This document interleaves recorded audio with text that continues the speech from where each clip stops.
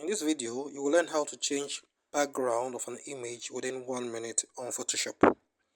First, open your image, select the quick selection tool, click on select subject, refine selection where necessary, then click on max.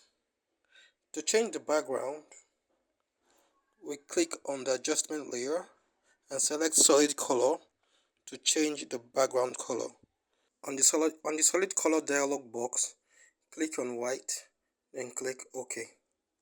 Then we drag below the maxed image.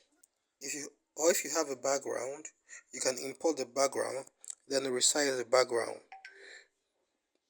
to fit your image.